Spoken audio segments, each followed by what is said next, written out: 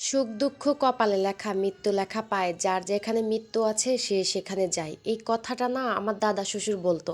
যখনই বাড়িতে আসতো তখনই এই কথা বলতো। মানে আগেকার দিনের মানুষ, তারপরে একটু বয়স ছিল, তো সবসময় এই কথা বলতো। তখন বুঝতাম না, তখন ছোট ছিলাম, তখন এই কথার মানে বুঝতাম না। এখন আস্তে আস্তে বড় হয়েছি, তারপর বুদ্ধি হয়েছে, তো এখন সেই কথার মানে না হাড়ে হাড়ে টের পাচ্ছি। কি জন্য আমার দাদা শ্বশুর বলতো। আসসালামু আলাইকুম, সবাই কেমন আছেন? আশা করি অনেক ভালো আছেন। আমি আল্লাহর রহমতে অনেক ভালো আছি।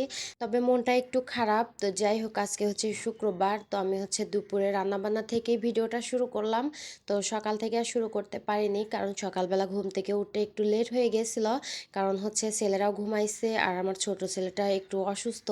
তো ছেলেটা অনেকটা দুর্বল হয়ে গেছে, মানে কোনো কিছু খাচ্ছে না, দাচ্ছে না, কি যে একটা অবস্থা।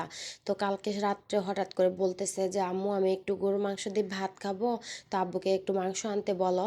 তো কি আর বলবো, এই যে আপনাদের ভাইয়া মাংস এনেছে, তো মাংসটা একটু ভালো পড়েনি, কারণ মাংসের মধ্যে তেল ছিল আর বেশিরভাগ হাড়ি বেশি ছিল। তো এরকম মাংস কিন্তু পোষায় না। তো যাই হোক, এখানে হচ্ছে 1,000 টাকার মাংস, কিন্তু দেখেন কতটুকু মাংস। একবারে রান্না করব না, একটু রেখে দেব আর একটু হচ্ছে রান্না করব। তো যাই হোক, আমি হচ্ছে সকালবেলা উঠে আর কোনো কিছু রান্না করিনি, মানে উঠতে একটু লেট হয়ে গেছে, তারপরে ওদের আব্বু ওইভাবে চলে গেছে। তো আমি হচ্ছে বাচ্চাদের জন্য একটু চা করেছিলাম আর বিস্কিট দিয়ে খাইয়ে দিয়েছি। তো ছোট ছেলেটা এমনিতেই কোনো কিছু খেতে চাচ্ছে না। অসুখটা একটু কমেছে, কিন্তু মুখের রুচিটা একদম শেষ হয়ে গেছে, কোনো কিছুই খাচ্ছে না। তো আমার ছেলেটাই বলতেছে আম্মু আমার জন্য একটু গরুর মাংস রান্না করো আর একটু পোলাও রান্না করো। তো ছেলের আবদারে হচ্ছে আজকে রান্না করতেছি, একটু পোলাও রান্না করব আর একটু গরুর মাংস রান্না করব। এটাই হচ্ছে আজকে দুপুরে রান্না বান্না। তো যাই হোক, এদিকে হচ্ছে রান্নাটা করি আর ভিডিওর প্রথমে যে কথাগুলো আপনাদের সঙ্গে বললাম সেটাই হচ্ছে শেয়ার করি, কি জন্য সেই কথাগুলো বললাম।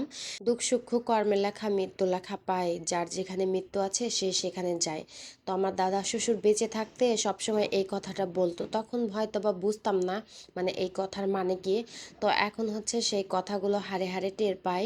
কারণ আমার একটা নানি ছিল, মানে আমার চাচা শ্বশুরের হচ্ছে শাশুড়ি, সেই সম্পর্কে হচ্ছে আমাদের নানি হয়। তো আমার নানিটাকে দেখেছি সব সময় মেয়ের কাছে আসতো, মানে একটু কিছু হলে মেয়ের কাছে আসতো, মানে দিনের মধ্যে যদি না আসতে পারতো তারপরে হচ্ছে রাত্রে আসতো, মানে বাড়ির কাছে তো সেই জন্য। আর নানিটা এত সাদা সিধা ছিল, মানে কি আর বলবো, যখন যে কথা সবাই বলতো তখন সেটাই শুনতো। আমার তো মনে হয় না সে কখনো কারোর সাথে ঝগড়া করেছে, মানে এত পরিমাণ সাদা সিধা ছিল। গত 3 দিন আগে ফেসবুকে দেখলাম আমার এক দেবর মানে ফেসবুকে পোস্ট করেছে আমার নানিটা হারিয়ে গেছে, সেটাই হচ্ছে বিজ্ঞপ্তি দিয়েছে। তো এর আগে হচ্ছে হারিয়ে গেছিল, মানে বৃদ্ধ হয়ে গেছে, মাথাও সেভাবে কাজ করে না, তো হারিয়ে গেছিল। তো তখন হচ্ছে 3 দিন পর বের হয়েছে। এবারও সবাই সেটাই ভেবেছে কোথাও মনে হয় আছে, 2-3 দিন পর বের হয়ে যাবে। তারপরেও তো সবাই খোঁজাখুঁজি করতেছে। আজকে হঠাৎ দুপুর 2টা-3টার দিকে আমি ফেসবুকে দেখতেছি একজন হচ্ছে পোস্ট করেছে যে একটা ডুবাই, মানে একটা বৃদ্ধা মহিলা পাওয়া গেছে, মানে ভেসে উঠেছে। ওটা দেখার পর ওদের আব্বু হচ্ছে আমাকে বলতেছে এ দেখো নানি তো হারিয়ে গেছে, মনে হয় নানি এটা। তো বললাম যে বাড়ির কাউকে ফোন দাও, ফোন দিয়ে একটু শুনি। তো তারপর হচ্ছে একজনের কাছে ফোন দিল, ফোন দেওয়ার পর বলতেছে যে হ্যাঁ ওইটাই হচ্ছে সেই নানিটা।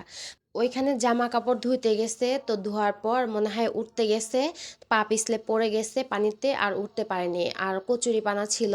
কতটা যন্ত্রণা পেয়ে যে মৃত্যু হয়েছে সেটা আল্লাহ হচ্ছেই জানে। 3 দিন আগে মারা গেছে আর কেউ দেখেনি, আজকেই হচ্ছে সবাই দেখেছে, মানে ভেসে উঠেছে। দূর থেকে আফসোসটুকু ছাড়া আর কিছুই করতে পারতেছি না, এমন একটা জায়গায় থাকি এখান থেকে যাইতে একটা দিন লাগে, বাড়িতে কোনো কিছু হলে সহজে যাইতে পারি না। এই যে কয়েকটা দিন আগে আমার বুবুটা মারা গেল, আমি কিন্তু দেখতে যেতে পারি নাই। কতটা যে কষ্ট লাগে তা বলে বোঝাতে পারবো না। তো যাই হোক, আমার নানিটার জন্য সবাই অনেক বেশি দোয়া করবেন। আজকের ভিডিওটা এই পর্যন্তই, আমার রান্নাবান্না কমপ্লিট হয়ে গেছে। সবাই ভালো থাকবেন, সুস্থ থাকবেন, আল্লাহ হাফেজ।